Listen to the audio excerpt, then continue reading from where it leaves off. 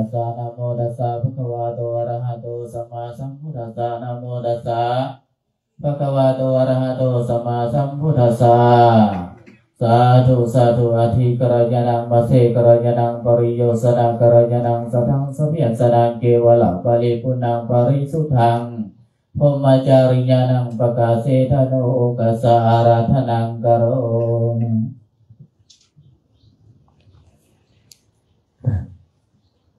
ก่อนจะฟังธรรมขันปิดเสียงโทรศัพท์ได้ก็จะดีหลายเนาะจะได้บ่ได้ส่งเสียงรบกวนเวลามีการโทรเข้านะ ขอการคณะสงฆ์กล่าวธรรมะเจ้าเด็กหน่อย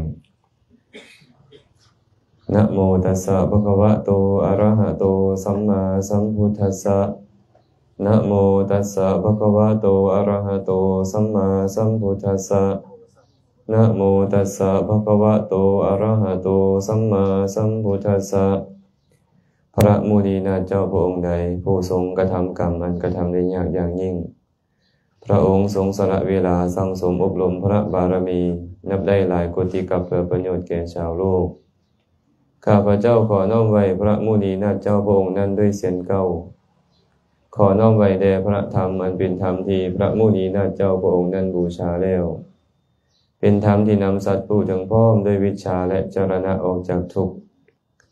ขอนอบน้อมแด่หมู่พระอริยสงฆ์ผู้ดำรงอยู่ในมรรคและผลผู้สมบูรณ์ด้วยคุณมีศีลเป็นต้น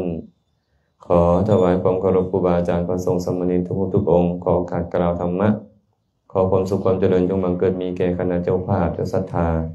พร้อมด้วยญาติธรรมมื้อสุขคนที่สละเวลามาร่วมกัน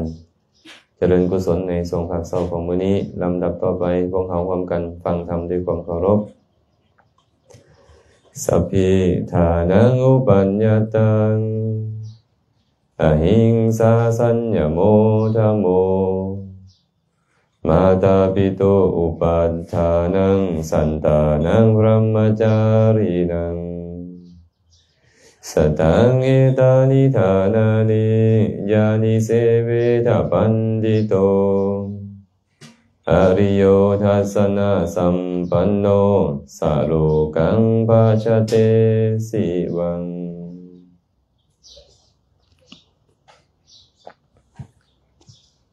คาถานี้พระสัมมาสัมพุทธเจ้าตรัสไว้ในคัมภีร์อังคุตตรนิกายติกนิบาตแต่ก่อนจะได้อธิบายขยายความของพุทธพจน์โดยต้นก็ขออนุโมทนาบุญนำพ่อผู้เวียนไม่ออกบุตรพร้อมด้วยไอ้น้องลุงป้านาอาเพื่อนมิตรสหายที่มีศรัทธาในพระศาสนาได้ฮู้ข่าวว่าครูบาอาจารย์กำลังพากันเดินจาริกปรารภความเพียรเพื่อบูชาพระพุทธพระธรรมพระสงฆ์เดินทางมาฮอดสถานที่ใกล้ของตนก็มีความประสงค์อยากจะเจริญกุศลเพื่อให้เป็นที่พึ่งของตนเองทั้งในโลกนี้และก็โลกหน้า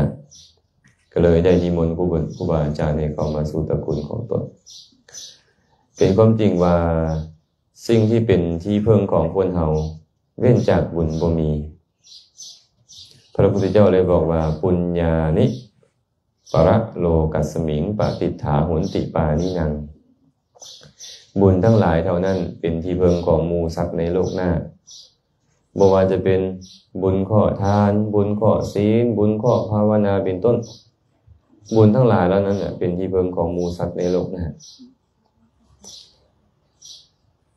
การที่พวกเขาได้ประสบพบพ่อสิ่งใดสิ่งหนึ่งบ่ว่าจะเป็นรูปดีๆเสียงมวลๆกลิ่นหอมๆรสชาติแซ่บๆได้สัมผัสทางกายที่ดีๆหรือความรู้สึกที่ดีๆเกิดขึ้นนี่นะก็เกิดขึ้นเพราะบุญกุศลมันส่งผลคันบุญกุศลบ่ได้โอกาสส่งผลแน่นอนพวกเขาบ่มีโอกาสได้พอบางคนก็มีความคิดแบบนี้ว่าบุญจังได๋กับพ่อแม่ข่อยนี่นะเป็นคนเลี้ยงข่อยมาบุญสิเลี้ยงข่อยจังได๋เป็นบ่บางคนเพิ่นก็คิดแบบนี้บางคนก็หมู่พวกข่อยนี่นะญาติกาวงศาข่อยนี่นะเป็นคนเลี้ยงเป็นคนดูแลข่อยมาข่อยจึงได้ดีมีสุขแบบนี้ก็บ่ผิดได้ก็บ่ผิดที่มีความคิดแบบนี้แต่ว่าถ้าหากว่าบุคคล บ่มีบุญจะบ่ได้พ่อเป็นนี่เคยมีพ่อผู้หนึ่งเคยสนทนากับอาตมาเพิ่นบอกว่าเพิ่นบ่เชื่อเรื่องบาปเรื่องบุญนี่อย่างดอกแต่ว่าก็เฮ็ดอยู่เฮ็ดดีนะอาตมาก็เลยถามว่าวิญญาณคือบ่เชื่อมันเกิดขึ้นจากการกระทำของเฮาหมดเพิ่นก็บ่มีเหตุผลอยู่ได้อาตมาก็เลยถามว่าเป็นหยังคนเฮาคือต่างกันบางคนคือร่ำรวยเอาแท้เอาว่าบางคนคือทุกข์บางคนก็มียศถาบรรดาศักดิ์สูงส่งบางคนก็ต่ำสักบ่มียศบางคนก็คนงามบางคนก็เลี้ยวเบิ่งก็บ่ได้ขี้หายพูดเห็นบ่บางคนเนี่ยล่ะสุขภาพพลานามัยดีแต่บางคนกับเจ็บเป็นเอ็นอุ่นบ่อยู่บ่เศร้าเลยป่วยตลอดแต่มาก็เลยถามว่าเป็นหยังคือต่างกันคนรวยเขาก็มีบุญนะไปว่าลงบุญคือเก่าเห็นบ่เจ้าปฏิเสธบุญแต่ว่าสุดท้ายแล้วเจ้าก็มาสรุปที่บุญเขามีบุญว่าซั่นเบิ่งแสดงว่าเพิ่นนั่นตั้งอยากบ่เชื่อแต่ลึกๆในใจคือเพิ่นคิดอย่างนั้นคือกันแสดงว่าบุญนี่มีเนาะมีพ่อนึงอีกไปทางสนทนาธรรมท่านว่าบ่เชื่อโลกนี้บ่เชื่อโลกหน้าว่าซั่นโลกหน้านี่บ่มีอาตมาก็เลยถามเป็นหยังคือเชื่อว่าบ่มีเพราะในบ่เห็นโลกหน้าบ่แบบนี้มันก็แม่นแล้วเนาะแม่นความเราเว้าอยู่ได้เนาะอาตมาก็เลยถามเพิ่นเก่าเนี่ยคนเฮาเกิดมาเป็นหยังคือต่างกันเป็นหยังคนเฮาคือเกิดมาเราบอกว่าเป็นเพราะกรรมพันธุ์อันนี้ก็ว่าบ่ผิดอีกได้คำว่าอันถูกแต่ความคิดเราบ่ถูกภาษาบาลีว่ากรรมพันธุแปลว่ามีกรรมเป็นพวกพ้องมีกรรมเป็นผู้สนับสนุนให้เฮาได้พ้อสิ่งที่ดีและบ่ดีกรรมชั่วมันก็สนับสนุนให้เฮาพ้อสิ่งที่บ่ดีกรรมดีมันก็สนับสนุนให้เฮาพ้อสิ่งที่ดีแต่กรรมพันธุ์ของเพิ่นนี่เพิ่นหมายความว่าอย่างนี้เพิ่นหมายความว่าพ่อแม่เป็นไปได้ลูกเป็นนั้นอันนี้เอิ้นว่ากรรมพันธุ์เป็นว่าสินะเพิ่นใช้คำว่ากรรมพันธุ์บ่ถูกอาตมาก็เลยถามต่อไปว่าคันเจ้าบอกว่าเป็นย้อนกรรมพันธุ์แสดงว่าพ่อแม่ปากแหว่งลูกต้องปากแหว่งเป็นบ่หน้าเริ่มจืดลงเดี๋ยวนี้ปรากฏว่าบางคนพ่อแม่งามลูกปากแหว่งเนาะพ่อแม่ปากแหว่งลูกงามเป็นบ่อันมาเว้าต่อคันคนตาบอดลูกต้องตาบอดเป็นบ่มันบ่แน่ได้บ่นี่เนาะคันเจ้าพวกเจ้าแขนขาดขาขาดลูกพวกเจ้าเกิดมาต้องแขนขาดขาขาดเป็นบ่คันเป็นกรรมพันธุ์ต้องเป็นแบบนั้นเด้พวกเจ้าแล่ๆจังซี่ลูกเจ้าต้องแล่เป็นบ่มันบ่แม่นบางคนเนาะพ่อแม่แล่ๆลูกผัดขาวงามดีบางคนพ่อแม่งามลูกแล่ๆก็มีเป็นบ่เป็นย้อนหยังหั่นน่ะกัมมังสัตเตวิภัชชติยะทีทางหินะปณิตตายะ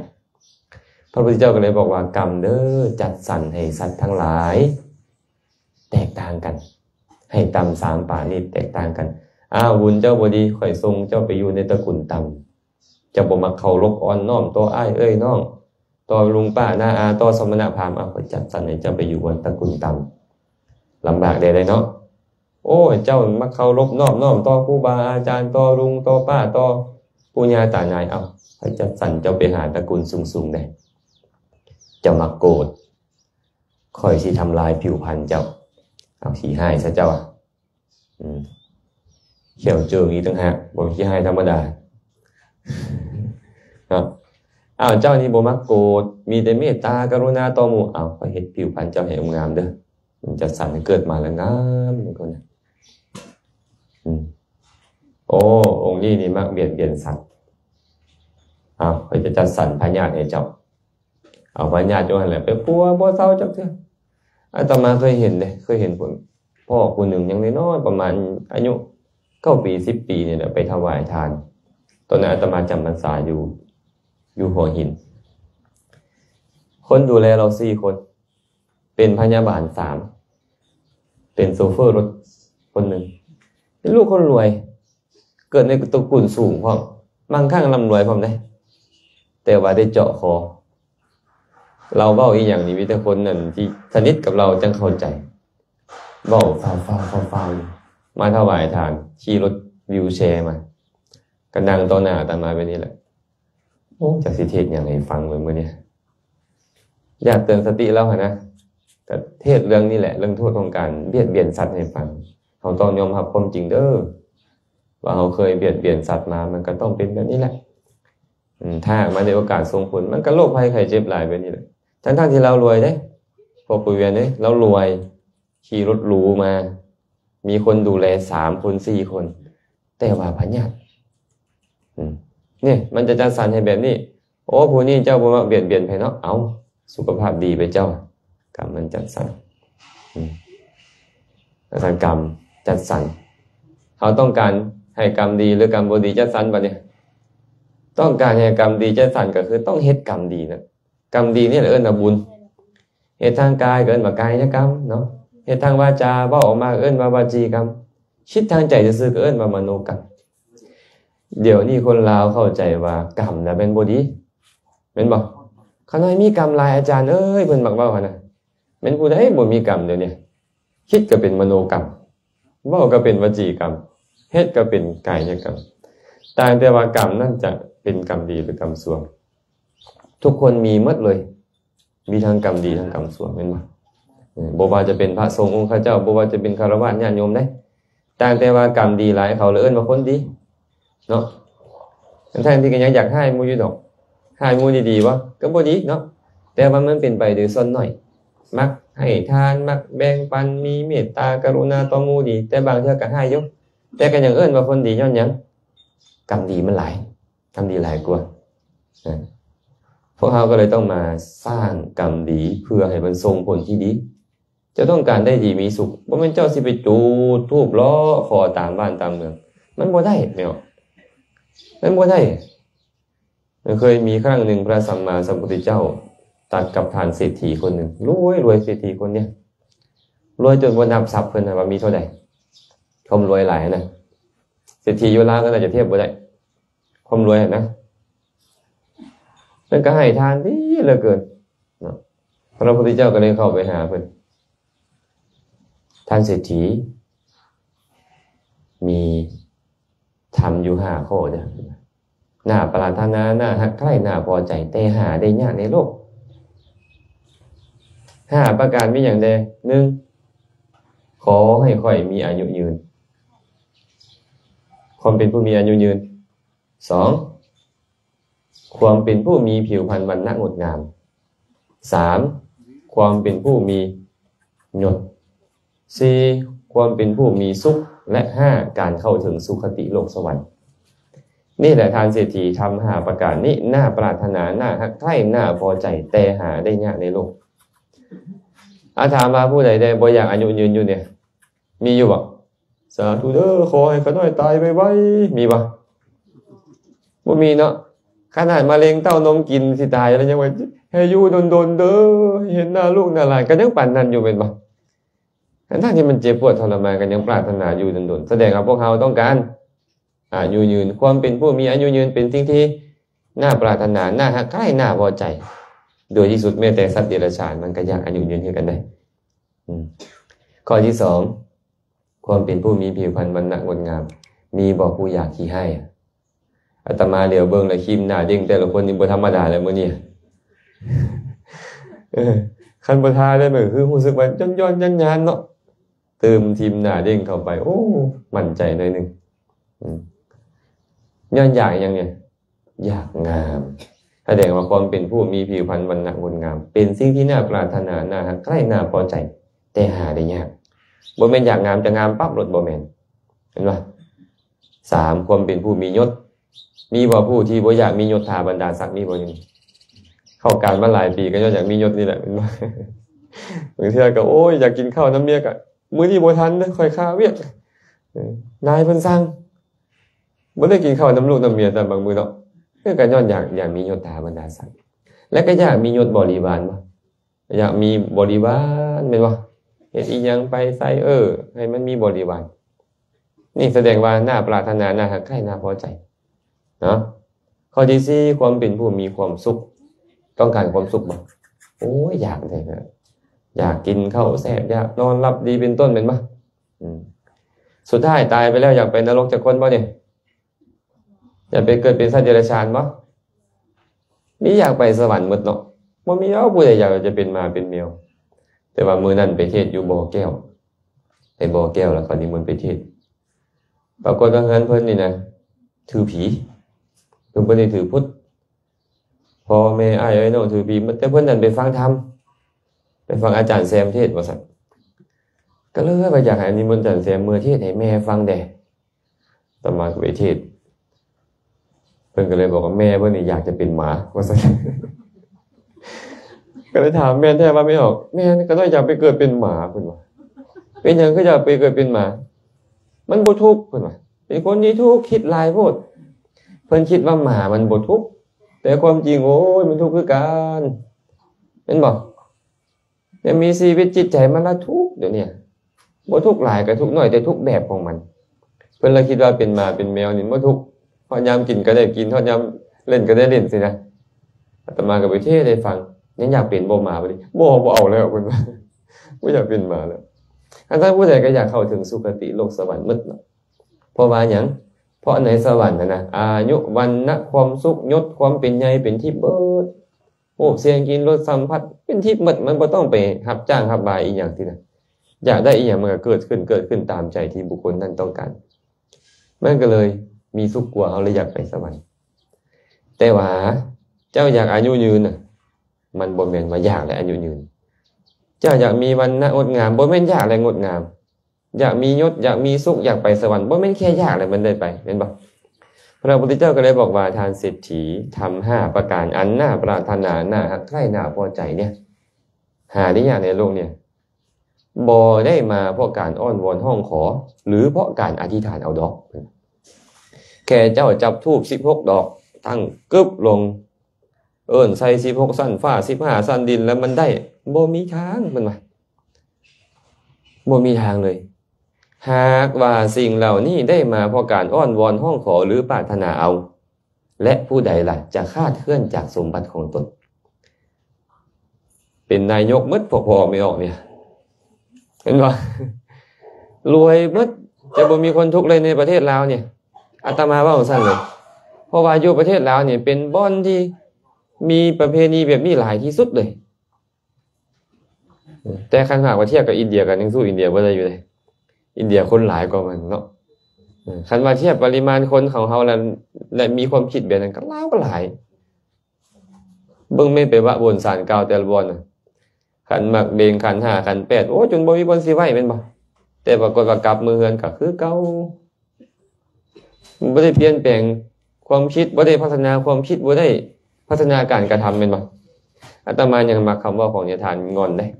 ยะทานงอนอดีตประธานอบส.ศูนย์กลางอดีตสังฆราชเนาะองค์กรยะทานบุญมานี่อีกเพิ่นบอกว่าคุณภาพชีวิตอยู่ที่การงานคุณภาพการงานอยู่ที่ปัญญาคุณภาพของปัญญาอยู่ที่การศึกษาเพิ่นบอกจังซี่เด้คุณภาพชีวิตมันอยู่ที่การงานคุณภาพของการงานมันก็อยู่ที่สติปัญญาของบุคคลแต่ว่าสติปัญญานี่นะจะมีคุณภาพมันอยู่ที่การศึกษาคือการฟังการเรียนรู้ให้มันเกิดปัญญาเป็นว่าคันบ่มีการพัฒนาสติปัญญาเลยนี่นะแล้วคุณภาพชีวิตเจ้าจะดีได้จังได๋มันก็ต้องมีการพัฒนาเป็นแบบนี้อันนี้พวกเฮาน่ะบ่พัฒนาเลยเกิดมาเป็นมื้อแล้วไปขออยู่หั่นวัดใดดังอาจารย์ใดขังมาวัดนี้เด้อปังๆโอ้ยได้ยินคำว่าปังไปโลด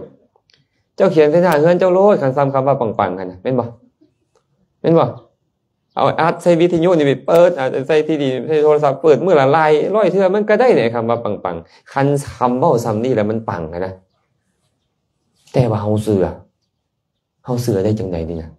จะเฮ็ดอันนี้แม่เฮ็ดกระทงจักเก้าห้องซะผู้ใดเฮาก็เฮ็ดได้เนี่ยแม่นบ่เอาทุงน้อยๆทุงซอทุงใส่ไปปักแบบนี้แบบนั้นแม่คันสิขึ้นเฮือนมาก็ใส่หั่นเด้อใส่นี่เด้อมันเจริญ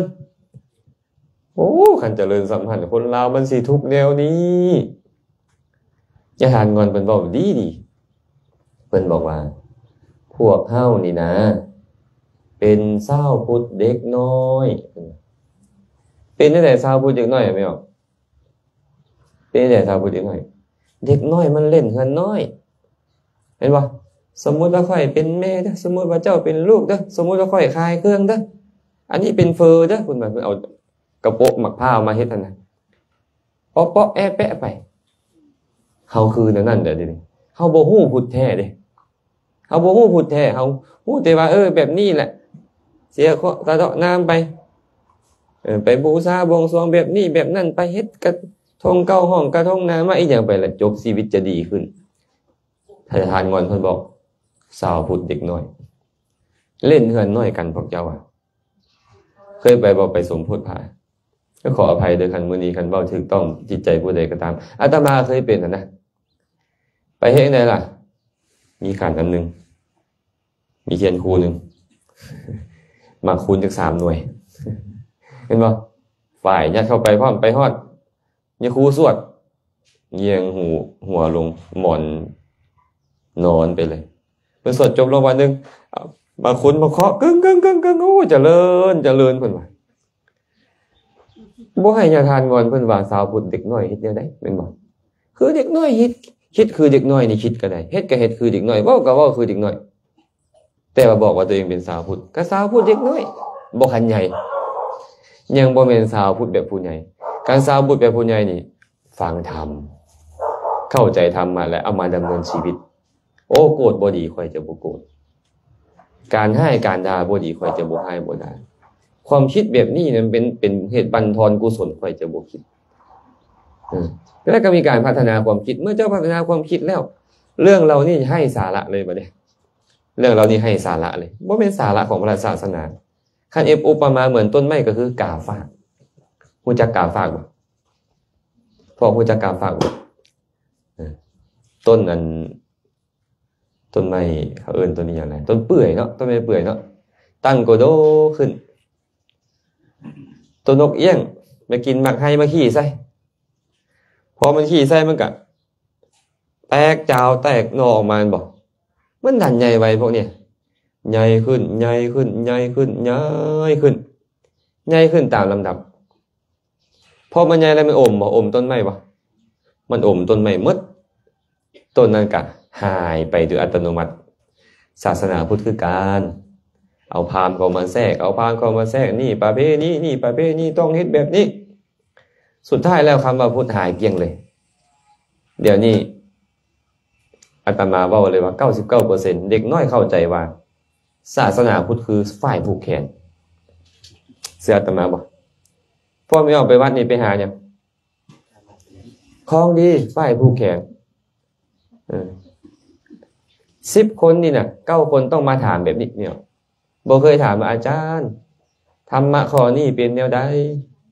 ความหมายของมันเป็นแนวใดข้าน้อยอยากดำเนินชีวิตไปอย่างถูกต้องข้าน้อยต้องเฮ็ดแบบใดบ่ค่อยมีเด้บอกอย่างนั้น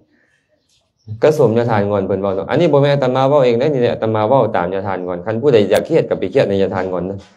แต่เพิ่นมรณภาพโดนแล้วแหละเฮายังเป็นเด็กน้อยบ่บัดเนี่ยฮะก็ต้องเฮ็ดให้สมผลเนาะพระพุทธเจ้าก็เลยบอกว่าหากว่าทำ5ประการน่าปรารถนาน่าฮักใคร่น่าพอใจนี่นะหาได้ยากในโลกนี้นะมันได้มาเพราะการอ้อนวอนห้องขอหรือการปรารถนาเอาผู้ใดจะขาดเคลื่อนจากสมบัติของตนรวยเบิดเป็นผู้ใหญ่ไม่เตเมิดเป็นคนจบคนงามหมดมียศถาบรรดาศักดิ์สูงส่งหมดพุทธเจ้าเลยบอกว่าแต่ว่าบ่แม่นไปนี่เด้อบุคคลผู้ต้องการอายุวรรณะความสุขยศการเข้าถึงสุคติโลกสวรรค์บอกควรเพลิดเพลินในสิ่งเหล่านี้อย่าไปลุ่มหลงมัวเมาในมันนะต้องไปเหตุของมันอันใดเหตุของความอายุยืนเว้นจากการฆ่าสัตว์อันใดเป็นเหตุให้มีผิวพรรณวรรณะงดงามอย่ามักโกรธอันใดเป็นเหตุให้มียศถาบรรดาศักดิ์อย่าอิจฉาริษยาหมู่มีแต่ชื่นชมยินดีเห็นหมู่ได้ดีมีสุขเดี๋ยวนี้นี่บ่ได้เลยพวกเฮาเนาะเห็นหมู่ได้ดีก็เฮาบ่ได้แห่งเฮ็ดเวียกหน้าที่ตำแหน่งใกล้ๆกันแต่ถ้าหมู่ได้ขึ้นเฮาบ่ได้ขึ้นนี่บ้ามันคือเจ็บอกเจ็บใจเอาจะแท้แม่นบ่เนี่ยบ่ได้แบบนี้บ่ได้มันจะบั่นทอนยศเจ้าเจ้าต้องการความสุขเจ้าต้องมีภาวนาเนี่ยได้มีภาวนาพิจารณาให้เห็นว่าความบ่เที่ยงเป็นทุกข์เป็นอนัตตาเนี่ยได้ แล้วก็ให้ญาณให้การเดินทางเป็นสะดวกได้ความสุขเนาะเจ้าอยากเข้าถึงสุคติโลกสวรรค์เจ้าต้องมีศีลนะสีเลนะสุขติยันติเขาว่าเมื่อกี้นี่ว่าบุคคลจะเข้าถึงสุขติได้ก็เพราะศีลได้สีเลนะโภคสัมปทาบุคคลจะประสบของพวกสมบัติได้ก็เพราะมีศีลคันมีศีลเนี่ยจะบ่ประมาทเมื่อจะบ่ประมาทการดำเนินชีวิตธุรกิจการงานเจ้าก็จะไปได้อย่างถูกต้องสีเลนะโภคสัมปทาบุคคลจะเข้าถึงความดับทุกข์ก็เพราะศีลเมื่อเจ้าศีลดีสมาธิก็ดีเมื่อสมาธิดีปัญญาก็ดีเมื่อปัญญาดีก็ผู้แจ้งตามความเป็นจริงเพราะนั้นอยากเข้าถึงสุคติโลกสวรรค์ต้องศีลเนาะต้องศีลเมื่อนี้พ่อผู้เวียนไม่ออกบุตรเพิ่นก็เลยเห็นประโยชน์ว่าครูบาอาจารย์เนาะเพิ่นบำเพ็ญเพียรเพิ่นพยายามปาลบความเพียรมาจนฮอดสถานที่ใกล้ๆเฮาน่ะหากับวันจะได้บุญได้กุศลจากเพิ่นก็เลยนิมนต์เพิ่นเข้ามาสู่ตระกูล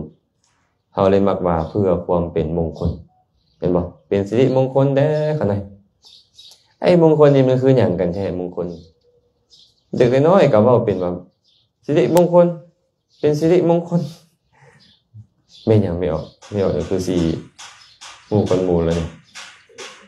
อันแบบนี้เอามงคลน่ะ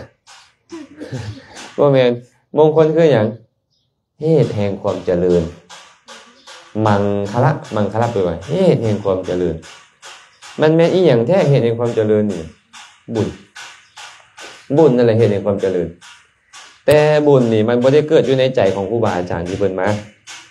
บุญนั่นบ่แม่นเหตุเจริญของเฮาบุญนั่นเป็นเหตุเจริญของเพิ่นแต่ว่าเฮาก็เลยต้องเฮ็ดเหตุแห่งความเจริญของเฮาเองคือเฮ็ดบุญให้เกิดขึ้นในใจของเฮามื้อนี้นี่เนี่ยนับตั้งแต่เพิ่นมาฮอดเฮาเนี่ยเฮาได้บุญหรือยังคันยังบ่ได้มงคลบ่กันได้คันได้แล้วมงคลซื่อว่าเกิดขึ้นแล้วพระพุทธเจ้าได้บอกว่าภิกษุทั้งหลายบรรพชิตผู้มีศีลเข้าไปสู่ตระกูลใดชนในตระกูลนั้นยอมได้ประโยชน์ใหญ่5ประการได้บุญใหญ่5ประการ5ประการมีอย่างใดบรรพชิตผู้มีศีลเข้าไปสู่ตระกูลใดชนในตระกูลนั้นเฮ็ดใจให้เลื่อมใสชื่อว่าเขากำลังดำเนินไปตามทางอันจะเป็นเหตุให้เข้าถึงสวรรค์แล้วยังบ่คันได้เฮ็ดอย่างอื่นเลยได้นี่แค่เอาเฮ็ดใจให้เลื่อมใสศรัทธานี่เพิ่นซื่อๆนะพุทธเจ้าบอกว่ากำลังดำเนินไปตามปฏิปทาอันให้เกิดในสวรรค์แล้วหากเขาได้ลุกขึ้นไปต้อนรับกราบไหว้ให้อาสนะนิมนต์เด้อข้าน้อยเด้อขอกราบได้ข้าน้อยนิมนต์นางเด้อนางบนนี่บนหันเด้อนี่ชื่อว่ากำลังดำเนินไปตามข้อปฏิบัติอันเป็นเหตุให้เกิดในตระกูลสูงเกิดมาซะได้เขาจะเกิดในตระกูลสูงทรงเท่านั้นหากกุศลมีทรงผลหากเขาสามารถชำระความขี้ทีออกจากใจเขาได้คันมีอีหยังก็สิถวายนะบ่มีเลยความขี้ทีในใจลืมหมดเลยตอนนั้นหายเกลี้ยงบ่มีความขี้ทีบ่เสื่องบ่ซ่อนอีหยังพระพุทธเจ้าบอกว่ากำลังดำเนินไปตามข้อปฏิบัติอันเป็นเหตุให้มียศมีบริวารใหญ่บ่อิสาดิสัญญาแล้วก็กำจัดความขี้ทีได้เจ้าจะมียศบริวารหลายขึ้นแต่ถ้าหากเขาได้ให้ทานตามกำลังบ่แม่นว่าหลวงหลายภายมากเด้ตามความสามารถที่เขาเฮ็ดได้มีน้ำเขาให้น้ำได้มีข้าวเขาให้ข้าวได้ชื่อว่ากำลังดำเนินไปตามข้อปฏิบัติอันเป็นเหตุให้มีโภคสมบัติหลายเกิดมาชาติใดบ่ลำบากแน่นอนเพิ่นว่าคันจะเฮ็ดแบบนั้นได้นะบ่แม่นว่าค่อยต้องให้หลวงหลายได้ตามกำลังเนาะแต่หากเขาได้เข้าไปนั่งใกล้เพื่อฟังธรรมสอบสวนทวนถามธรรมะว่าอันใดเป็นบุญเป็นบาปอันใดเป็นอกุศลเป็นกุศลอันใดเป็นธรรมที่มีประโยชน์และบ่มีประโยชน์เป็นต้นชื่อว่าเขากำลังดำเนินไปตามข้อปฏิบัติอันเป็นเหตุให้มีปัญญาหลายภิกษุทั้งหลายบรรพชิตผู้มีศีลเข้าไปสู่ตระกูลใดตระกูลนั้นจะได้ประสบบุญใหญ่5ประการคือเหตุแห่งความเจริญ5ประการนี้ต้องได้เพิ่นบ่าแล้วมื้อนี้เฮามากดสอบเฮาเบิ่งดูให้เฮาเฮ็ดใจให้เริ่มใสหรือยังคันยังบ่คันเฮ็ดมงคลบ่คันเกิดเพิ่นมาแล้วแต่เจ้าบ่คันได้มงคลคันเจ้าเฮ็ดความเริ่มใสเกิดขึ้นมงคลเกิดขึ้นในใจเจ้าแล้วเจ้าได้ลุกขึ้นไปต้อนรับกราบไหว้บ่เฮาก็เฮ็ดกันหมดแล้วเมื่อกี้นี้บ่ความที่ดีเด้บ่ได้นึกถึงจักดีตอนนั้นน่ะอันนี้ก็สิถวายอันนั้นก็สิถวายแต่ว่าบ่คันได้ถวายหรอกแต่ว่าความที่ดีมันหายเนาะและเขาก็มีการน้อมเข้าขอนั้นยกใส่เก้าเท่าสิหัวท่อมถวายเพิ่นแม่นบ่ เขาก็ได้แล้วและสุดท้ายก็คือนี่แหละมานั่งใกล้เมื่อฟังธรรมถ้าหากว่า5อาญานี้เกิดขึ้นในใจของญาติโยมผู้ใดจะบอกว่าอัปมงคลเจ้านะ100 คนพันคนมาบอกว่าอัปมงคลเจ้านะมันก็คือมงคลแต่ตรงกันข้ามมาเนี่ย5อย่างนี้บอกเกิดขึ้นในใจของพ่อไม่ออกเลยคนทั้งหลายจะบอกว่าโอ้ยเจ้าไม่ยังได้บุญใหญ่เนาะได้มงคลใหญ่เนาะเจ้าเนาะบ่มีเพราะว่ามงคลมันบ่ได้อยู่ที่คำว่าของผู้ใดผู้หนึ่งมันอยู่ที่ใจของเราเด้ขนาดไหนสิริมงคลเราต้องเฮ็ดเองเนาะต้องเฮ็ดด้วยตัวเองอาตมาคิดว่าได้มงคลแล้วแหละเนาะและเพิ่นบ่เอาแต่ผู้เดียวเพิ่นได้เนี่ยบ่เอาแต่2ผัวเมียเพิ่นได้สักส่วนบอกกล่าวมาเด้อมื้อนี้มีตลาดบุญตลาดนัดบุญผู้ใดอยากได้ของดีๆอันใดมาเอาเด้อแต่ว่าตลาดบุญนี่เนี่ยบ่จำเป็นต้องมีเงินมาตลาดบุญนี่เอาแค่ศรัทธามาคันผู้ใดมีศรัทธาหลายได้ของกลับไปหลายได้เข้าของที่เป็นประโยชน์กลับไปหลายผู้ใดมีศรัทธาหน่อยก็ได้น้อยนึงเอาสมมุติหมู่ฟังทำตัวเองเคลียร์โทรศัพท์เอ้ยเป็นตาได้บ่ล่ะมันคงไม่ออกว่ามันก็บ่ได้เป็นบ่เพราะศรัทธาตัวเองหน่อยเลยท่านผู้มีศรัทธาเขาต้องยั้งหูลงฟังธรรมอยากเห็นผู้มีศีลอันนี้อยากเบิ่งแต่ซีรีส์ไปมันก็สิไปได้บ่เนาะค่ะท่านเนาะเพิ่นเปิดตลาดนัดบุญมื้อนี้น่ะพ่อไม่ออกเตรียมศรัทธามาเท่าใดคันเตรียมศรัทธามาเต็ม100ก็จะได้บุญกลับไปเต็ม100คันเตรียมศรัทธามาน้อยก็ต้องทำใจเด้ต้องทำใจว่าตลาดนัดบุญนี่เขาเปิดมาเพื่อคนมีศรัทธาหลายผู้ใดมีศรัทธาหลายก็เอาทรัพย์เหล่านี้กลับไปเอิ้นว่าอริยทรัพย์เนาะย้อนอาศัยเพิ่น2ผัวเมียเพิ่นจังค่อยมีบุญใหญ่เกิดขึ้นแต่ยังบ่พอได้เทวบุตรเทวดาก็ตามแหละที่สิงสถิตอยู่ในสถานที่นี้สถานที่ใกล้ควรจะได้ประโยชน์จากเขาพร้อมเนาะญาติกาวงศาที่ลงรับขันไปควรจะได้ประโยชน์จากเขาพร้อมก็คือหลังจากจบแล้วปุ๊บนึกถึงเขากล่าวออกมาว่าขอแบ่งบุญให้พวกเจ้าเด้อเทวบุตรเทวดาที่สิงสถิตอยู่นี่ก็ตามอยู่สถานที่ใกล้เคียงอยู่ดินดอนตอนหญ้าบนใดบนหนึ่งก็ตามพ่อแม่พี่น้องญาติกาวงศาสายโลหิตทั้งหลายที่ล่วงรับขันไปแล้วขอจงร่วมอนุโมทนาบุญนำข่อยเด้อได้บุญเพิ่มอีก1เขาและเขาได้รับโอ้เขาอนุโมทนาทุกอยู่จะพ้นจากทุกสุขอยู่แล้วก็จะสุขยิ่งขึ้นไปเขาต้องมีแบบนี้พ่อนะฉันวันนี้ ก็ย้อนว่าเฮาปรารภเรื่องทานเป็นที่ตั้งอันนี้เขาต้องบอกเป็นนี้เลยเนาะว่าอยากถวายทานแก่ครูบาอาจารย์อยากถวายอาหารบานข้าวแก่ครูบาอาจารย์มีเท่าไหร่เนาะก็ได้จักองค์เนาะผู้บอกมื้อนี้มีจักองค์ฮะบ่คันนับโอ้ยมันสิไปถูกเลขแบบเนี้ยนะเดี๋ยวนี้นี่มีอยู่ประมาณ80องค์เนาะประมาณ80องค์เลขนกอินทรีโอ้ยบ่ได้บอกเลขได้อันนี้นะกำลังจะบอกพ่อไม่ออกมาไม่ออกพูดเพิ่นถามตอนนั้นว่ามีจักองค์ขน้อยอาจารย์ก็ตอบไปว่าประมาณ75 76องค์เนาะแต่ว่ามาจากวัดอีก 2-3 องค์แล้วก็เพิ่นอยู่บ้านเฮานี่แหละอยากไปร่วมนำอีก2องค์คือเดินทางยานเข้าไปก็เลยได้80องค์แล้วบุญพ่อเวียนเคยนิมนต์พระเข้ามาเฮือนพอ80องค์เทื่อบ่ยังแสดงว่ามื้อนี้เป็นลาภของพวกเฮานี่เป็นลาภของพวกเฮาที่มีครูบาอาจารย์มากหน้าหลายตาเข้ามาสู่ตระกูลแต่ละองค์เพิ่นก็ป้าลบความเพียรมาทั้งนั้นเลยเพื่อชื่อว่าเพิ่นกำลังปฏิบัติเพื่อกำจัดขัดเกลากิเลสอันนี้ส่งที่เกิดขึ้นก็บ่น้อยเนาะบ่น้อยอาจารย์ได้เท่าใดอาจารย์ณขณะนาพระพุทธเจ้าบอกว่าบ่มีประมาณอัปปมาโนบ่มีประมาณนับบ่ได้ดอกผู้ใดจะมานับด้วยวิธีการนับแบบใดๆว่าบุญที่เกิดขึ้นในครั้งนี้เนี่ยบ่มีขอให้เราน้อมใจหาพระสงฆ์ให้ดีขอน้อมใจหาพระสงฆ์ถวายทานแก่พระเจ้าพระสงฆ์ให้ดีอันนี้สงฆ์นับประมาณบ่ได้เลยเนาะอาตมาก็เลยได้สวดคาถาหนึ่งขึ้นในส่วนเบื้องต้นสัพพิทานังอุปัญญัตตังอหิงสาสัญญโมทโมมาตาปิตุอุปัฏฐานังสันตานังพรหมจารินังส สตังเอตานิฐานานิยานิเสเวทะปันดิโตอริโยทัสสนะสัมปันโนสะโลกังพระชาเตสิวังอันนี้เป็นพุทธพจน์เป็นคำเว้าของพระพุทธเจ้าที่เพิ่นตัดเอาไว้เมื่อ 2,500 กว่าปีก่อนที่เพิ่นตัดไว้แปลว่าจังไดเพิ่นบอกว่าทานการแบ่งปันทานังแปลว่าทานอหิงสาการบ่เบียดเบียนผู้อื่นสัญญโมการสำรวมกายวาจาทโมการฝึกข่มใจมาตาปิตุอุปัฏฐานังการบำรุงเลี้ยงมารดาบิดาสัพพิอุปัญญตังสัพพิแปลว่าสัตบุรุษนักปราชญ์ทั้งหลายพวกนักปราชญ์สัตบุรุษทั้งหลายนี่นะอุปัญญตังบัญญัติไปแล้วแต่งตั้งไปแล้วสรรเสริญไปแล้วนำพาประพฤติมาแล้วจื่อได้ทานอหิงสาสัญญมะธรรมะมาตาปิตุอุปัฏฐานะคันจือภาษาบาลีบ่ได้บ่เป็นหยังการให้ทานการบ่เบียดเบียนคนอื่นการสำรวมกายวาจาคือรักษาศีล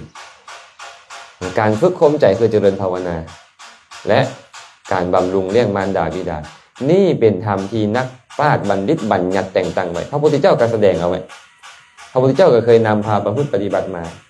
แม้แต่พระอรหันต์ทั้งหลายดูทั่วสากลโลกเพิ่นเฮ็ดมาแบบนี้นำพาปฏิบัติแบบนี้แหละสั่งสอนบอกกล่าวชี้แจงไว้แบบนี้เพิ่นก็เลยกล่าวต่อไปว่าสันตานังพรหมจารินังสตังเอตานิฐานานิธรรมเหล่านี้เป็นฐานะของสัตว์บุรุษผู้สงบผู้ประพฤติพรหมจรรย์ผู้สำรวมเขาประพฤติกันอริโยทัสสนะสัมปันโนสะโลกังพระชเตสีวังบุคคลใดก็ตามตั้งอยู่ในฐานะเหล่านี้บุคคลนั้นชื่อว่าเป็นผู้มีความเห็นตรงเป็นผู้เจริญเป็นผู้ประเสริฐอริยะอริโยอริโยเป็นผู้ประเสริฐเขายอมเสพโลกอันเกษมหมายถึงว่าเขาจะต้องเข้าถึงสุคติเท่านั้นคนแบบนี้สุคติโลกสวรรค์จื่อได้บ่นี่5อย่างแต่ตอนที่พระพุทธเจ้าเว้าทีแรกเนี่ยพระองค์บ่ได้เว้า5อย่างไปนี่เพิ่นบอกว่าภิกษุทั้งหลายทำ3ประการเป็นธรรมที่สัตว์บุรุษทั้งหลายแต่งตั้งไว้บัญญัติไว้3ประการมีอย่างใด1การให้ทาน2การบวชการเว้นขาดนะ3การบำรุงเลี้ยงมารดาบิดานี่เป็นธรรมที่สัตว์บุรุษแต่งตั้งบัญญัติเอาไว้พาเฮ็ดพาประพฤติมาพวกเขามีจักอย่างนี่นะทานเอาเฮ็ดเนาะบำรุงเลี้ยงมารดาบิดาเอาเฮ็ดบวชเด้โอ้ยังได้นี่แต่บวชมี2บวชเนาะบวชกายกับบวชใจเอาและบวชกายมันยังยากอยู่เนื่องจากว่าเขายังมีครอบมีครัวมีธุรกิจการงานที่ต้องบริหารมีบริวารมีคนอ้อมข้างที่ต้องเลี้ยงดูเขาก็ต้องบวชใจเนาะ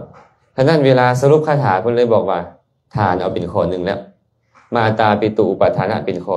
1ที่เหลือไม่ยังอหิงสาบ่เบียดเบียนใครสัญญโมสำรวมกายวาจาถ้าโมฝึกข่มใจ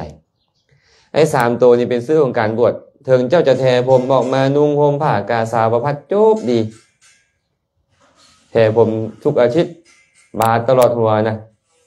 แต่ว่าเจ้านี่คิดเบียดเบียนนู่ตลอดเจ้าบ่แม่นสมณะเจ้าบ่แม่นบรรพชิตเจ้าบ่แม่นนักบวชแค่ผ้าเหลืองห่มกระตองอันนี้จือแต่ว่าเข้าฮอดตัวเองมีได้นี่บ่ได้ว่าให้หมู่เด้คันตัวเองเป็นไปได้ตัวเองก็บ่ต่างหยังจากนั้นแม่นบ่หากเจ้าบ่มีศีลเลยบ่สำรวมกายวาจาเลยอยากเฮ็ดหยังเฮ็ดตามใจอยากเว้าหยังเว้าตามใจอยากด่าอยากให้ไผอยากเว้าแบบใดก็เว้าอยากเฮ็ดแบบใดก็เฮ็ดเจ้าบ่มีความเป็นนักบวชเจ้าบ่มีความเป็นสมณะถ้าโมการฝึกข่มใจบ่อดบ่ทนเสียเลยหมู่เว้าอีหยังมาต้องตอบต้องโต้ทันควันเลยบ่มีการข่มใจเลยเนาะฮ้อนแดก็อดบ่ได้หนาวแดก็อดบ่ได้เจ็บปวดนิดนึงบ่ได้ต้องห้องต้องอดต้องโอยหิวแดนิดนึงบ่ได้อดทนบ่ได้บ่ได้ เดี๋ยวกับโลภอยากได้นี่อยากได้นั่นอยู่จังซี่เดี๋ยวกับไปอิจฉาหมู่เดี๋ยวกับไปริษยาหมู่บ่แม่นจะบ่แม่นสมณะฉะนั้นเพิ่นเลยใช้คำว่าอหิงสาสัญญโมทโมแทนคำว่าการบวชนะบรรพชาแปลว่าบวชเนาะแปลอีกศัพท์นึงก็คือการเว้นแปลอีกอย่างนึงก็คือการเข้าถึงแต่ขอใช้คำว่าการเว้นการบวชนี่คือการเว้นเว้นหยังล่ะเว้นความประพฤติแบบคฤหัสถ์คฤหัสถ์เขายังประพฤติแนวใดเขายังมีเฮือนมีเครื่องใช้ไม่สอยหลายมีธุรกิจการงานมีเงินมีทอง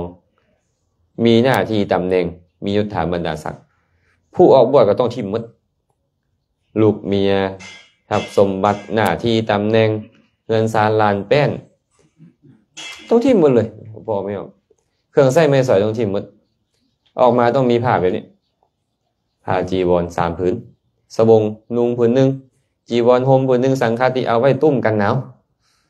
บ่แม่นเอามาพับบางเทิงบาเด้เป็นหยังเทิงบางเทิงบานี่น่ะบ่ย่านลืมมันก็ลืมอยู่บ้านนี่แหละเห็นป่ะคนมักถามอาตมามาเอาผ้าปูนางนี่นะมาพาดปลาเป็นพระอีหยังใส่ผ้าบ่ถึกสีกันเพิ่นว่าเพิ่นบ่ฮู้บ่เข้าใจธรรมะนะเพิ่นคิดว่าพระนี่สีใดต้องสีนั้นแต่ความจริงแล้วบ่แม่นเพิ่นอยากนุ่งสบงสีนี่ก็นุ่งเพิ่นได้สีนั้นจะใส่จีวรสีนั้นเพิ่นก็ใส่แต่ต้องให้ถูกต้องตามธรรมตามวินัยก็พออาตมาก็เลยบอกว่ามันบ่แม่นผ้าสังฆาติเอาแม่นหยังซะคือผ้าเทิงบาเอาข่อยอยากพาไปใส่ข่อยก็ไว้เรื่องของข่อยเจ้าอยากยัดใส่กระเป๋าเจ้าก็ยัดแม่นบ่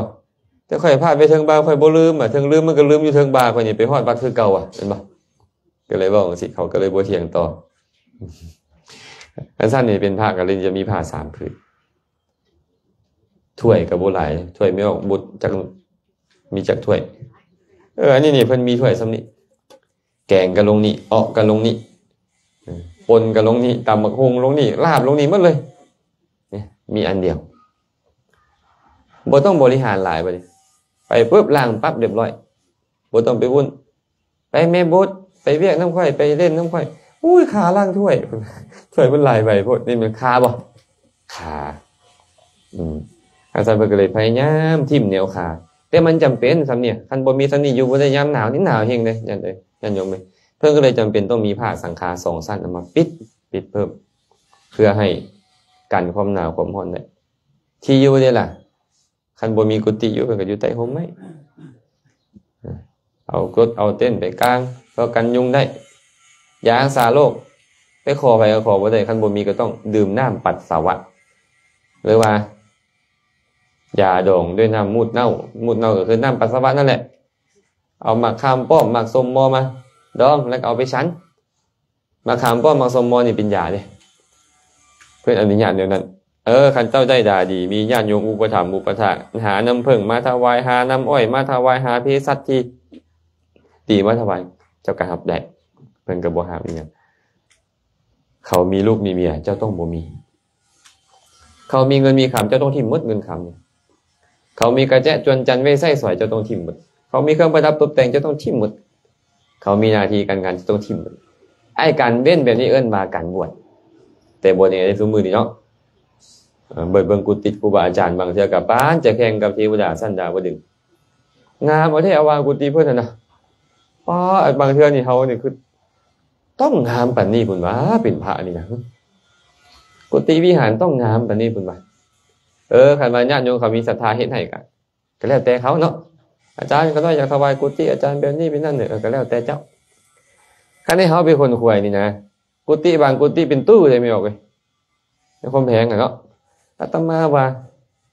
30,000 20,000 บาทมันก็หรูหราพุ่นแล้วบ่พระนี่นะอยากหรูหราแล้วเด้เนาะหรือว่าอุปกรณ์มันแพงบ่เดี๋ยวนี้อุปกรณ์แพงขึ้นบ่เนาะขั้นการบวชยังเป็นแบบนี้บวชมาเพื่อหยังบัดเนี่ยคฤหัสถ์ญาติโยมเขามักโกรธเคืองกันมักให้มักด่ากันมักคิดเบียดเบียนกันมักอิจฉาริษยากันเจ้าต้องหยุดเจ้าต้องเว้นจากตัวนั้นเลยเจ้าต้องมีความอิดูกูนาคนอื่นเห็นเขามีทุกข์ก็โอ้ยปรารถนาจะให้เขาพ้นทุกข์เจ้าต้องบ่โกรธบ่เคืองเขาบ่พยาบาทมันให้เขา บ่มีความอิจฉาเหมือนกับฆราวาสญาติโยมอย่าขี้ทีพอเจ้าสละหมดแล้วเจ้าสิมาขี้ทีอยู่นี่บ่ได้เจ้าสละหมดแล้วต้องเป็นแบบนี้เนาะเอิ้นว่าอหิงสาสัญญโมญาติโยมก็ยังฆ่าไผก็ฆ่าได้ทุบไผก็ทุบได้ตีไผก็ตีได้ยังประพฤติผิดในกามยังเว้าตัวยังดื่มน้ำเมาเป็นต้นได้เจ้าบ่แม่นเลยได้จะต้องหยุดแต่ว่าศีลของพระมันบ่แม่นซ้ำโยมเด้พอไม่ออกมีศีลจะข้อก็5หรือ3มีไม่ออก1ถามอาจารย์ข้าน้อยบ่ได้ศีล5ข้าน้อยสมทานศีล3ได้บ่เพิ่นว่าโอ้ยเจ้าเอาเท่าไหร่เจ้าก็เอาเท่าไม่ออกเว้ยขอให้เจ้ารักษาได้จักข้อนึงก็ยังดีก็เลยว่าบ่ได้หัก5ว่าซั่นเด้ยังไงข้อ4กับข้อ5ยังบ่ได้มักตัวหมู่โพดว่าซั่นแล้วก็มักลืมอยู่ก็เลยบอกว่ามันได้3เจ้าก็ต้องสมทาน3มี5ข้อเนาะพ่อไม่ออกเนาะพ่อไม่ออกคิดว่าพระมีจักข้อบ่เนี่ยพระมีศีลจักข้อมีแต่บอกเลขกันพวกเรา227เพิ่นน่ะเพิ่นมักเว้าหั่นน่ะแต่ความจริงบ่แม่นเนาะศีลของพระเนี่ยมีอยู่หลายพันข้อหลายพันข้อได้บ่แม่น227ได้ไอ้ที่227น่ะเป็นศีลเป็นสิกขาบท220ข้อเป็นวิธีการระงับอธิกรณ์เรื่องราวเกิดขึ้นของพระสงฆ์อีก7ข้อเพิ่นเอิ้นว่าอธิกรณ์220บวก7เป็นเท่าไหร่227เป็นสิ่งที่ต้องมาสู้ให้กันฟังทุกครึ่งเดือนซื่อๆเพิ่นเอิ้นว่ามาติกาเป็นแม่บทของศีลทั้งหมดที่เอามาสู้ให้กันฟังทุกๆ15มื้อซื่อๆได้นี่ได้แต่ศีลนี่มันหลายกว่าหั่นเอาอย่างเช่นว่าการใส่เกิบไปในบ้านเป็นอาบัติทุกกฎบ่ได้มีในปาฏิโมกข์นุ่งผ้าสีแดงสีเหลืองสีเขียวสีดำเป็นอาบัติทุกกฎบ่ได้มีในปาฏิโมกข์ใส่หมวกเป็นอาบัติทุกกฎบ่มีในปาฏิโมกข์นุ่งเสื้อเป็นอาบัติทุกกฎบ่มีในปาฏิโมกข์ได้อีกหลายข้อที่บ่มีในปาฏิโมกข์ผ้าสังฆา2สั้นบ่ได้มีในปาฏิโมกข์อาจารย์อีกหลายเนาะเพิ่นก็เลยบอกว่าศีลของพระนี่หลายพันข้อเพราะมีแต่5ข้อพระก็เลยต้องสำรวมหลายต้องสำรวมหลายเพราะคิดซื่อๆบ่เป็นอาบัติพระนี่นะคันว่าออกมาเป็นอาบัติโอ้สมมุติพระอยากไปกอดแม่ออกอันนั้นเด้งามเห็นดาราสมมุติเนาะเพิ่นเบิ่งหนังนะเห็นดาราว้ามันคืองามที่อยากกอดดิยังบ่ทันเป็นอาบัติได้อันเพิ่นความคิดนะหากเพิ่นว่าออกมาเป็นอาบัติการกระทำเอาเคลื่อนไหวกายออกมาเป็นอาบัติเนาะพยายามเอามือเลือนเบิ่งเป็นอาบัติบัดเนี่ยมันจะมีแบบนั้นพระนี่นะมันต่างจากพ่อไม่ออกเนาะพ่อไม่ออกมีแต่5ข้อนึงเพิ่นล่ะโอ้หลายพันข้ออีหลีได้ไปนั่นพ่อไม่ออกก็มักตำนี้แต่พระมีบ่อนสภาโจกเขาเอิ้นน่ะเดี๋ยวนี้เอิ้นสภากาแฟแล้วบ่จักไปกินกาแฟบ่ได้ละโจมควรพระบ่ดีแนวนี้พระบ่ดีแนวนั้นว่าซั่นศีลเพิ่น5ข้อเพิ่นหักขาได้3ข้ออันศีลเพิ่นหลายพันข้อเพิ่นผิดข้อ1 2ข้อว่าเพิ่นบ่ดีแฮงล่ะโอ้ผมคิดทำไมลำเอียงบ่พอไม่ออกว่าอาตมาว่าอยากลำเอียงเนาะตัวเอง5ข้อขาดไป2ข้อเหลือแค่3เพิ่นหลายพันข้อเพิ่นขาด2ข้อเพิ่นเหลือเท่าไหร่ก็หลายพันข้อคือเก่าขนาดเพิ่นขาดไปเป็นพันข้อเพิ่นก็ยังเหลืออีกเป็นพันๆข้ออยู่ว่ะเดี๋ยวที่เพิ่นสำรวมได้หั่นน่ะเนาะแต่ว่าบางอย่างก็บ่ดีแฮงเนาะไป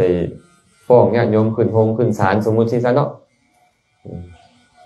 เมาอยู่ข้างบ้านไว้มันก็บ่อยากคักปานใดแล้วมันก็เนาะก็เป็นตามหมู่ตามนี้ได้เนาะตามนี้ส่งข่าวแต่เฮาจะคิดแบบนี้เด้อว่าเพิ่นบ่ดีแล้วเพิ่นจะบ่ดีตลอดไปจะคิดได้เพิ่นเลยบอกบุคคลใดก็ตามเคยประพฤติบ่ดีมาในการก่อนในภายหลังเขากลับแก้ตัวเขายอมเฮ็ดโลกนี้ให้สว่างได้เหมือนกับพระจันทร์ออกมาจากเมฆหมอกแล้วยอมส่องสว่างได้ฉะนั้นคนบางทีเริ่มต้นนี่มันบ่ดีมันมีข้อผิดพลาดบางเทื่อก็ยังบ่ได้กัลยาณมิตรก็ยังบ่ฮู้อันใดถูกต้องบางเทื่อก็ฮู้อยู่น่ะแต่ว่ากิเลสไม่กำลังเนื่องจากบ่ได้กัลยาณมิตรบ่ได้คนอ้อมข้างนี่คอยซัพพอร์ตนะมันก็เลยยังเฮ็ดบ่ดีอยู่ และภายหลังดีก็หลายครูบาอาจารย์คือกันญาติโยมคือกันเนาะจะไปจมขวัญเพื่ออะไรเด้อครูบาอาจารย์นะวันไม่ออกก็พูดเรื่องบอกไปวัดเราไปจมขวัญยาคูลญาติโยมเนี่ยคันจุ่มหัวกันเขาบ่เป็นยังดอกจมหัวยาคูจมขวัญยาคูอยู่วัดกับโจรน้อยไอ้โจรน้อยจุ่มหัวกันกับบ่เป็นจมขวัญเลยจมขวัญเจ้าอาวาสเนาะอันนี้ว่าสู่ฟังว่าพระนี่นะออกบวชแล้วต้องสำรวมกายสำรวมวาจาเจ้าจะเว้าไปทุกอย่างเหมือนญาติโยมบ่ได้บางอย่างเจ้าเว้าบ่ได้มีกรอบที่พระพุทธเจ้าห้ามเอาไว้คือการเลยบางอย่างเจ้าเฮ็ดบ่ได้มีกรอบที่พระพุทธเจ้าห้ามเฮ็ดแต่ว่ามันหลายนะเพิ่นก็เลยเอิ้นผู้ที่เฮ็ดแบบนี้ได้ว่าพระแปลว่าอย่างพระเนี่ยมาจากคำว่าวระนี่แปลว่าประเสริฐคันอ่านแบบภาษาไทยก็เอิ้นพรเขาเลยมาขอพรขอสิ่งที่ประเสริฐเนาะแต่อ่านแบบควบกล้ำบัดเนี่ยเป็นพระได้บ่เป็นพระเด้พระมาจากคำว่าพระอันนั้นแหละศัพท์เดิมมันคือวาระแปลว่าผู้ประเสริฐย้อนหยังจึงประเสริฐนี่แหละเนี่ยเจ้าบ่เบียดเบียนผู้ใดคิดเบียดเบียนไผก็บ่คิดเว้าเบียดเบียนไผก็บ่เว้าเฮ็ดเบียดเบียนไผก็บ่เฮ็ดเจ้าสำรวมกายสำรวมวาจาและฝึกข่มใจจังสมควรเอิ้นว่าพระเขาก็เลยเอิ้นคนที่ออกบวชว่าพระเพราะคิดว่าเพิ่นไปฝึกขัดเกลาจิตใจตัวเองเฮ็ดให้กายงดงามวาจางดงามตามไปให้ญาติโยมผู้ได้เข้าใกล้นี่นะได้ความอุ่นใจเป็นนาบุญของโยมมีศรัทธาแล้วนำเข้าของไปถวายเหมือนกับเอาข้าวไปปลูกลงในนาญาติโยมก็เลยคิดว่าเป็นนั่นน่ะเห็นป่ะอันนี้เป็นการบวชเนาะส่วนข้อสุดท้ายก็คือการบำรุงเลี้ยงมารดาบิดาเป็นสิ่งที่สัตว์บุรุษทั้งหลายเพิ่นบัญญัติแต่งตั้งเอาไว้ถ้าท่านพวกเขายังบวชกายบ่คันได้แต่ใจเขาก็ต้องถึกบวชนะความคิดเบียดเบียนในใจเกิดขึ้นปุ๊บก็ต้องเตือนตัวเองว่าเจ้าต้องบวชใจได้เจ้าจะเบียดเบียนไผเด้อความอิจฉาหมู่เกิดขึ้นเจ้าต้องยินดีชื่นชมนำเขาอย่าอิจฉาเขาความผีทีเกิดขึ้นก็ต้องคิดนะให้พวกเขาพยายามบวชใจเนาะบวชใจบางเรื่องบางราวก็ต้องวางเฉยเป็นเลยว่าจำเป็นต้องไปดิ้นรนบางเรื่องบางราวเดี๋ยวมันก็สงบเองของมันอันนั้นเขาไปดิ้นรนหลายมันก็แห้งฟุ้งขึ้นไปใจเขานี่นะมันก็เลยบ่ได้ความสงบคันว่าบวชกายบวชอันใดก็ฝากให้บวชใจเนาะอาจารย์เฮ็ดบ่ได้ตลอดเฮ็ดมื้อวันพระได้บ่อาจารย์ได้ดี8คำก็ได้15คำก็ได้เอ้าก็สิบวชทำถือศีล8ซะสมมุตินะบางคนอยากถือศีล10เงินก็จะบ่รับมื้อนี้นะก็เฮ็ดเลยการสมทานได้อาทิตย์ละมื้อมันก็ยังดีอยู่เด้นะบวชกายนำมื้อนั้นน่ะมื้อผ่านมาก็บวชใจแล้วเนาะมาบวชกายนำเอากายออกจากหมู่นะบ่นอนนำลูกนำเมียบ่ทาข้าวแป้งน้ำแดงบ่กินข้าวแรงแกงฮ้อนก็เพิ่มเข้ามาซะนี่บ่นอนบ่นั่งในที่นอนนุ่มๆที่นอนสูงใหญ่ข้อยจะอยู่แบบธรรมดามื้อนี้ข้อยจะบวชกายนำฮอดเวลาไปเวียกก็ไปเวียกมันเฮ็ดปกติก็ได้ฝึกแบบนี้เลยฝึกแบบนี้ตัวดนเข้ามันก็เฮ็ดง่ายขึ้นท่านครูบาอาจารย์อยู่วัดปานาขามเวลาเขาเจ้าจะรับคนไปบวชอยู่วัดนะเขาต้องถามก่อนเฮ็ดตามระเบียบได้บ่มีอย่างใดมีระเบียบบ่นะ1บ่ให้มีเงินมีทองบ่ให้รับเงินรับทองอยู่ได้บ่อ้าวได้อยู่2ข้อที่2บ่ได้ใช้โทรศัพท์อยู่ได้บ่อันอยู่ได้อยู่3บ่ให้สูบยาบ่ให้มีสารเสพติดไปเลยอยู่นี่อยู่ได้บ่อยู่ได้อยู่4สันเข้าคาบเดียวเวลา 11:00 นอยู่ได้บ่อยู่5ไหว้พระสวดมนต์เช้าแลงอยู่ได้บ่อยู่6เฮ็ดกิจวัตรประจำวันทั้งหมดคัน6ข้อนี้ผ่านแล้วยังบ่คันให้นั่นเลยได้ยังบ่คันให้บวชเลย เอาอยู่เป็นพ่อข่าวก่อนแทผมประพฤติศีล8ให้มันช่ำชองก่อนอดข้าวแรงแกงฮ้อนได้หรือยังบ่ทาน้ำข้าวแป้งน้ำแดงได้หรือยังบ่เบิ่งหนังฟังเพลงได้หรือยังบ่นั่งบ่นอนที่นั่งที่นอนสูงใหญ่ได้หรือยังการเฮ็ดได้2 เดือน 3 เดือนมันก็จะค่อยให้บทเป็นจั่วบทเป็นจั่วแล้วเบิ่งก็พฤติกรรมยังคือเก่าบ่บางคนนี่บทเป็นจั่วปุ๊บแข็งกระด้างบ่ฟังความครูบาอาจารย์คันเป็นกันยังบ่ให้บทพระเถื่อมันจะก็ต้องให้ซิกคันว่าบ่ได้นะเนาะคันบทเป็นจั่วแล้วก็ปกติเฮ็ดดีคือเก่าก็ต้องให้บทเป็นพระไปตามลำดับแบบนี้ก็ต้องได้ฝึกนะญาติโยมต้องได้ฝึกพวกเฮาคือกันเราก็ต้องฝึกบ่แน่เด้อนี่พอผู้เวียนเนี่ยรักษาศีล8ไปรักษาศีล8มาโอ้ยบุตรเอ้ยไปเพิ่นเด้อค่อยเด้อก็อาจจะมีเลยเนาะเจ้าเบิ่งลูกเด้อค่อยไปก็เด้อบ่เดือก็สิว่าสิได้บ่ตลอดอยู่บ่ก็บางเทื่อก็เป็นอันนั้นได้อันนี้ก็เว้าสู่ฟังว่าแค่เฮาให้ทานก็ถือว่าดีหลายเลยญาติโยมให้ทานและเป็นปัจจัยให้พวกเฮาประสบกองโภคสมบัติบางครั้งร่ำรวยในอนาคตแต่แค่ให้ทานเนี่ยบางทีมันยังทุกข์อาตมาเห็นญาติโยมหลายคนค่อนข้างมีฐานะเนาะเพราะเพิ่นมาเข้าวัดเข้าวาแต่ก็ยังเห็นมีการระบายข้อความที่เป็นทุกข์ลงใน Facebook บางทีก็ได้เนาะบางทีก็ยังมีอีกอย่างหลายๆอย่างที่เขาเจ้ายังทุกข์อยู่ย้อนอย่างที่ยังทุกข์อยู่ทั้งๆที่ให้ทานดีโอ้แสดงว่าทานนี่บ่พอบำบัดทุกข์ทานบ่พอบำบัดทุกข์เพราะทุกข์มันมีหลายทานนี่มันบำบัดความขี้ทีซื่อๆขี้ทีมันทุกข์เนาะขี้ทีเนาะคันบ่อยากให้ของกับผู้ใดเลยเริ่มอยากเสื่องอยากซ่อนแล้วมันทุกข์ทานสละออกไปมันเลยบำบัดได้แค่ความขี้ทีนั้นกับบำบัดความโลภโมโทสันนั้นได้น้อยนึงแต่ว่าความโกรธเคืองความพยาบาทมาดให้ความอิจฉาริษยาอีหยังพวกเนี้ยทานจัดการบ่ได้การฆ่าขัดแกล้งเขาการทุบตีเขาเนี่ยบ่ได้ทานบ่ได้ต้องไปหาศีลมาเนี่ยบางอย่างศีลก็เอาบ่อยู่ไปเบิ่งแม่ขาวเมซีอยู่วันไหนผิดกันตลอดเป็นทุกข์บ่เป็นทุกข์เนี่ยเนาะอย่าว่าแต่แม่ขาวเมซีเด้ไอ้เนี่ยครูหัวโล้นอยู่นี่ก็คือกันนะเดี๋ยวก็โกรธผู้นี้เดี๋ยวก็เครื่องผู้นั้นเดี๋ยวอิจฉาผู้นี้อิจฉาผู้นั้นอยู่เป็นบ่พยายามขัดขวางการเฮ็ดคุณงามความดีของผู้นี้ผู้นั้นอยู่บ่เศร้าย้อนอย่างอันนั้นเขาบ่ได้ฝึกภาวนานี่เมื่อบ่มีภาวนาไอ้สิ่งเหล่านี้มันก็ครอบงำจิตใจมันก็ทุกข์คือเก่าบวชมาเป็น100 พรรษาก็ยังทุกข์อยู่แบบนี้ภาวนาจึงต้องมีเนาะเฮาอยากจะเฒ่าทุกข์อยู่ในปัจจุบันไอ้ภาวนาสำคัญหลายเด้คันพวกเราภาวนาดีนั่งสมาธิมักเจริญวิปัสสนาให้เห็นแจ้งตามความเป็นจริงอยู่ทานก็จะให้ได้ง่ายขึ้นทานปาณีตขึ้นศีลก็จะเป็นศีลที่บริสุทธิ์ขึ้นเมื่อทานบริสุทธิ์ศีลบริสุทธิ์มันก็ไปกอมเก่าภาวนาเจ้าให้เจริญยิ่งขึ้นอีกภาวนาเจ้าเจริญยิ่งขึ้นไปมันก็ไปกอมเก่าทานกอมเก่าศีลของเจ้าอีกมันเลยเกื้อกูลกันเป็นแบบ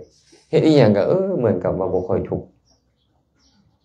มีอารมณ์แบบใดเข้ามาบางเทื่อก็คนอื่นนี่เขาอยากให้แท้เฮาซ้ำบางเทื่อเฮาก็คือว่าธรรมดาลงมันก็เลยมีความสุขขึ้นนะเนาะอันนี้ก็ฝากไว้เด้อฝากไว้ทำ3อย่างนี่เนาะอีหยังได้เนี่ยทานการบวชการบำรุงเลี้ยงมารดาบิดาเป็นสิ่งที่บัณฑิตนักปราชญ์ทั้งหลายบัญญัติแต่งตั้งไว้พาเฮ็ดมาแล้วแต่การบวชพระพุทธเจ้าก็แบ่งออกเป็นบ่เบียดเบียนไผสำรวมกายวาจาและฝึกข่มใจคันสิ่งเหล่านี้มีอยู่ในบุคคลใดเขาจะเป็นไผเขาก็จะมีแต่ความสุขมีแต่ความเจริญสภาพแวดล้อมใดๆก็เฮ็ดให้เขาทุกข์บ่ได้ซุมื้อนี้พวกเขาต้องการความสุขแต่พวกเขาบ่ฮู้ว่าเขาต้องการความสุขเฮาเลยคือว่าคิดว่าความสุขคือหน้าที่ตำแหน่งเฮาคิดว่าความสุขคือเงินทองความสุขคือมีเรือนหลังงามๆมีรถคันงามๆเฮาคิดว่านั่นคือความสุขเฮาเลยไปแสวงหาตัวนั้นบัดนี้สุดท้ายได้มาแล้วก็เหลวเปล่ายังทุกข์อยู่เนาะยังทุกข์อยู่หลายๆคนก็เป็นแบบนี้แหละมีรถขี่แล้วมีเงินอยู่แล้วหน้าที่การงานมีแล้วแต่ว่ามันยังทุกข์อยู่เดี๋ยวเนี่ยโอ้แสดงว่าหาบ่ถึงจุดยังหาสุขบ่ถึงจุดเฮาคิดว่าสิ่งเหล่านี้จะมาถมส่วนที่มันขาดแล้วเขาจะมีความสุขแต่สุดท้ายแล้วบ่แม่นความสุขแท้ๆอยู่ไสอยู่บนนี้เนาะอยู่ในใจที่มันเต็ม ใจที่บ่เต็มนี่มันบกพร่องตลอดนี่จังได๋มันก็ทุกข์ได้คันใจมันเต็มแล้วน่ะทุกข์มันก็น้อยลงแล้วคันบ่เต็มแล้วมันอยากนี่เนาะอยากเอามาเติมเต็มตลอดอยากเอามาเติมเต็มตลอดมันเลยต้องดิ้นรนสุดท้ายก็ในระหว่างที่ดิ้นรนน่ะต้องกระทบกระทั่งกับผู้นี้ได้ผู้นั้นได้ต้องให้ต้องว่าต้องทุบต้องตีต้องซ้อต้องเสียดต้องแกล้งต้องแย่งโอ้ยหลายอย่างเลยทุกอะไรในระหว่างนั้นก็ได้มาปุ๊บมันก็ยังบ่สามารถถมตัวไอ้ที่เฮาคิดว่ามันจะเต็มนี่ให้เต็มได้พระพุทธเจ้าเลยเว้าอย่างซี่นะสัตว์โลกนี่ใจของเขานี่บกพร่องอยู่เนืองๆบ่ฮู้จักอิ่มเป็นทาสของตัณหาอิ่มบ่เป็นดอกอย่าคิดว่าไปเฮ็ดอีกซ้ำนี่ก็ที่ติ้มที่พอแล้วบ่มีทางขั้นตอนนี้บ่ฟ้าวพอแล้วมันก็สิทุกข์เติมไปเป็นในบ้านเลยอยากเป็นเจ้าเมืองนะเนี่ยเจ้าเมืองแล้วพอให้ขึ้นแข่งซะขึ้นแข่งแล้วพอโอ้ให้ไปนั่งอยู่กรมซะเนี่ยมันจะไปเรื่อยๆนั่นน่ะมันบ่มีมือเต็มจักเทื่อดอกซับคือกันได้ซ้ำนี่แหละอีกซ้ำนั้นน่าจะพอได้ซ้ำนั้นแล้วมันก็ต้องพยายามอยากก้าวกระโดดขึ้นไปอีกมันเลยบ่พอขอให้เฮานี่พยายามมีความสุขกับปัจจุบันนี้แดสิ่งที่พวกเรามีในปัจจุบันนี่แหละนี่คันเฮาพอใจในสิ่งที่มีในปัจจุบันมันสุขพระพุทธเจ้าเลยบอกว่าสันตุถิปรมังทนังความพอใจในสิ่งที่มียินดีในสิ่งที่ได้เป็นทรัพย์ยิ่งกว่าทรัพย์คันเจ้าบ่พอใจได้เงินมื้อละ100 ล้านก็ยังทุกข์อยู่ไปหามันที่ใส่ได้มื้อละ100 ล้านเนาะแต่บางคนได้มื้อละ100 ล้านก็ยังทุกข์บางเทื่อเซ็นบาทเดียวนะได้ฮอด10ตื้อบ่อย่างเงี้ยทุกข์จังซี่มันบ่พอมันต้องได้20ตีเห็นบ่มันต้องได้30ตื้อไปติมันทุกข์อยู่คือเก่าคันพอใจในสิ่งที่มีอาจารย์ซีเอที่เพิ่นพอใจในสิ่งที่เพิ่นมีปัญญาไปบิณฑบาตไม่ออกใส่ข้าวแห้งให้เพิ่นสั่นเพิ่นก็ได้มื้อนี้สั่นข้าวมื้อใดได้อาหารดีๆก็ได้อันนี้มันก็เลยบ่ค่อยทุกข์นะก็บ่จำเป็นต้องไปมีเสื้อผ้าที่ตัดมางามๆเหมือนไม่ออกเพิ่นก็มีความสุขได้นี่แหละผ้าแล่ๆแบบนี้แหละบางเทื่อก็กุยๆได้บ่ได้ซักดนแต่ก็ยังมีความสุขอยู่ได้นะเนาะคันพอใจตอนใดแล้วมันจะมีความสุขคันเริ่มบ่พอใจก็ทุกข์พระนี่ทุกข์เฮงกว่าโยมในคันบ่พอใจเนี่ยพระนี่ทุกข์เฮงกว่าโยมบ่พอใจในสิ่งที่มียังแสวงหาได้แต่พระมันแสวงหาบ่ได้มันก็เลยต้องอึดอั้นตันใจนะในสิ่งที่มันอยากได้แล้วบ่ได้อยากได้ของร้อนต้องได้ของเย็นอยากได้ของเย็นต้องได้ของร้อนมันก็เลยทุกข์ฉะนั้นความพอใจในสิ่งที่มียินดีในสิ่งที่ได้จึงเป็นความสุขทั้งของญาติโยมทั้งของบรรพชิตพร้อมคันบรรพชิตมักน้อยสันโดษบ่โลภโมโทสันโอ้ยทุกข์หลายญาติโยมคือกันคันพอใจในสิ่งที่มียินดีในสิ่งที่ได้มักน้อยสันโดษมันก็สุขเนาะเฮาก็จะคิดว่าความสุขอยู่ทางหน้าอะไรเด้อให้คิดนี่คือในปัจจุบันนี้ในความสุขนี่เนาะมื้อนี้ก็คงจะกล่าวธรรมะแต่พอประมาณคงจะพอสมควรขออนุโมทนาบุญนำครอบครัวของพ่อครูเวียนนี่ก็บุญสดีพร้อมด้วยโยมผู้เป็นญาติมิตรสหายเพื่อนกัลยาณมิตรทุกคนทุกท่านที่สละเวลามาพร้อมกันเจริญกุศลตอนทับขับสู่พระเจ้าประสงค์ได้ถวายทานตามกำลังได้เข้ามานั่งใกล้เพื่อฟังธรรมก็ขอให้บุญกุศลทั้งหมดที่เกิดขึ้นในครั้งนี้จงเป็นปัจจัยอำนวยอวยชัยให้ทานทั้งหลายจงได้ประสบพบเจอแต่ความสุขปราศจากทุกข์ทั้งปวงหากปรารถนาสิ่งหนึ่งประการใดอันเป็นไปในทางที่ชอบประกอบด้วยธรรมแล้วก็ขอให้ความปรารถนาของทุกคนทุกท่านจงสำเร็จด้วยเถิดสาธุสาธุสาธุอนุโมทนา